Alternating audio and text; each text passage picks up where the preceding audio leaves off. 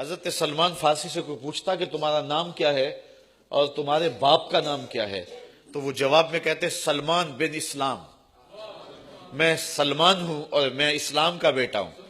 تو کوئی پوچھتا نہیں اپنے باپ کا نام بتاؤ، تو حضرت سلمان جواب میں کہتے تم 70 بار بھی پوچھو گے تو جواب یہی ملے گا، میری نسبت، میرا ناتا، میرا رشتہ اسلام سے ہے۔ جو دوستی کا معیار ہے وہ اللہ اور اس کے رسول کی محبت ہے۔ تو فرمایا کہ اگر کوئی اس کے باوجود بھی ان راہوں کا مسافر بن جائے اور ان سے دوستیاں گانٹھے رکھے اور تعلق جوڑے رکھے تو فرمایا کہ وہی ظالم لوگ ہیں۔ آگے دیکھیے، کل اے محبوب آپ فرما دیجئے، یہ لوگوں سے مخاطبہ ہے اور حضور کی زبان سے بات کہلوائی جا رہی ہے۔ یہ رشتے تقدس ماب ہیں، لیکن دیکھیے کہ ایک پلڑے کے اندر ان رشتوں کو رکھیں اور دوسرے پلڑے کے اندر حضور کا پیار رکھیں اور پھر وزن کریں تو کون سا پلڑا جھکتا ہے۔ اب دیکھیے رشتے کتنے تقدس ماب ہے۔ قل فرما دیجئے محبوب، ان کان آباؤکم، اگر تمہارے ماں باپ، و ابناؤکم، اور تمہارے بیٹے، و اخوانکم، تمہارے بھائی، و ازواجکم، تمہاری بیویاں، و عشیرتکم، اور تمہارا قبیلہ، و اموال اقترفتموہا، تمہارے وہ کمال جو تم نے کمائے ہیں، محنت کی ہے، کمائی کے مال جو وراثت میں ملے وہ مال نہیں ہے، چونکہ ان کے ساتھ جو ہے وہ اتنا پیار اور ربط بندے کو نہیں ہوتا ہے جو اس مال کے ساتھ ہوتا ہے جو انسان نے محنت کر کے کمایا ہو۔ غالباً شیخ سعدی نے لکھا ہے کہ وہ کہتے ہیں میں کہیں گیا تو ایک لڑکا تھا جس نے ہزاروں دینار کی شال پہن رکھی تھی اور وہ ریشم اور کیم خواب اور قیمتی کپڑوں سے تھی، تو میں نے دیکھا کہ وہ شال کے ساتھ اپنے جوتے صاف کر رہا ہے، تو میں نے رک کے کہا بیٹے یہ ہزاروں دینار کی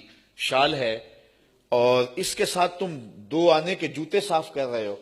تو وہ کہنے لگا یہ شال مجھے وراثت میں ملی ہے اور یہ جوتے میں نے خود خریدے ہیں۔ جو مال کمائی کا ہو، جس کو اپنے ہاتھ سے کمایا ہوا ہو، تو وہ مال جو ہے وہ بندے کو زیادہ محبوب ہوتا ہے۔ قرآن انسان کے مزاج پر بات کرتا ہے، اس لیے وہ مال بیان نہیں کیا ہے جو وراثت میں ملا ہے، بلکہ فرمایا وَأَمْوَالٌ اقْتَرَفْتُمُوهَا، تمہارا وہ مال جو تم نے خود کمایا ہوا ہے، وَتِجَارَةٌ تَخْشَوْنَ كَسَادَهَا، اور تمہاری وہ تجارت جس پر تمہیں کساد بازاری کا ڈر لگا رہتا ہے، دھڑکا لگا رہتا ہے، وَمَسَاكِنُ تَرْضَوْنَهَا، اور تمہارے وہ بنگلے، وہ گھر، وہ کوٹھیاں جو تمہیں پسند ہیں، جو تم نے پسند کر کے جو ہے خریدے ہیں اور جن کو محنت کے ساتھ تم نے بنایا ہے، یہ ساری چیزیں بیان فرمائی۔ تمہارے ماں باپ، تمہارے بیٹے بیٹیاں، تمہارے بھائی بہن، تمہاری بیویاں، تمہارا قبیلہ، خاندان، برادری، تمہارا کمائی کا مال اور تمہاری تجارت جس پر تمہیں کساد بازاری کا ڈر لگا رہتا ہے، اور تمہارے پسندیدہ بنگلے، یہ ساری چیزیں احب الیکم من اللہ ورسولہ وجہاد فی سبیلہ، اگر یہ تمہیں زیادہ محبوب ہیں اللہ، اس کے رسول اور جہاد فی سبیل اللہ سے، فتربصوا حتی یاتی اللہ بامرہ، تو پھر اللہ کے فیصلے کا انتظار کرو، پھر اللہ کے فیصلے کا انتظار کرو۔ واللہ لا یہدی القوم الفاسقین، اللہ فاسقوں کو ہدایت نہیں دیتا ہے۔ اب یہ ساری چیزوں کے ساتھ جو انسان کا طبعی پیار ہے وہ قرآن نے بیان بھی کیا ہے، وَمَسَاكِنُ تَرْضَوْنَهَا، جن کو تم پسند کرتے ہو۔ اسلام اس کی نفی نہیں کرتا، اسلام دین فطرت ہے۔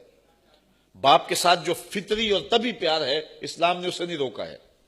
ماں کے ساتھ جو پیار ہے اس کا تو درس دیا ہے، بھائیوں کے ساتھ حسن سلوک کرنے کا سلیقہ سکھایا ہے، مال کمانا اور رزق حلال کی تلاش عبادت قرار دیا ہے۔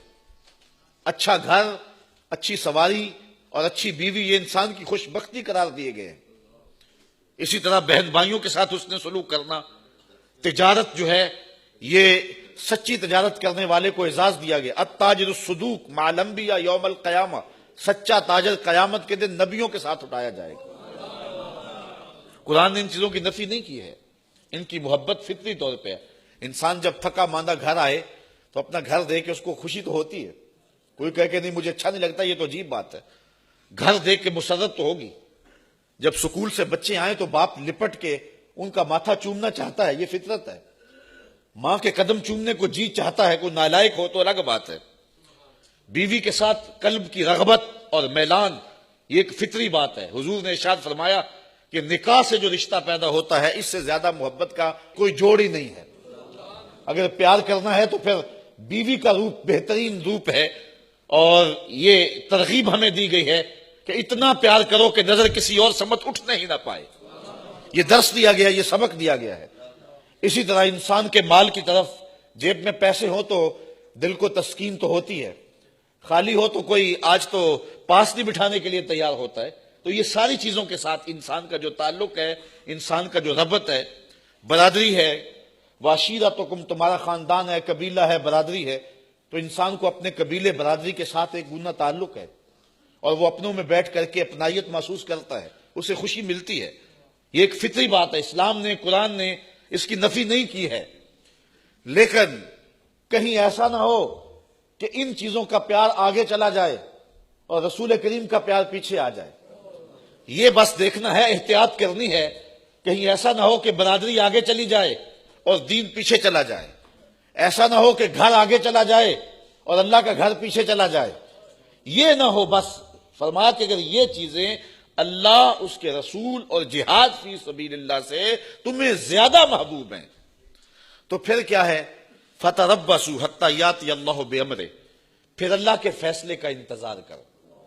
وہ فیصلہ کیا ہے؟ یہاں مبہم رکھا گیا، یہاں وہ چیز بیان نہیں کی گئی، اس کا فیصلہ کیا ہو سکتا ہے، یہ بات بیان نہیں کی گئی یہاں۔ پھر اس کا کوئی فیصلہ آئے گا تمہارے اوپر، اس کا پھر انتظار کرو۔ اگر تمہیں ان چیزوں کی محبت اللہ اس کے رسول کی محبت سے زیادہ ہے تو پھر اس کا فیصلہ تمہارے اوپر آئے گا۔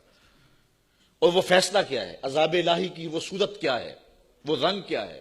وہ مختلف صورتیں ہو سکتی ہیں، اور سب سے بڑی صورت یہ ہے کہ تمہارا دل اجاڑ دیا جائے، تمہارے باطن کو خالی کر دیا جائے،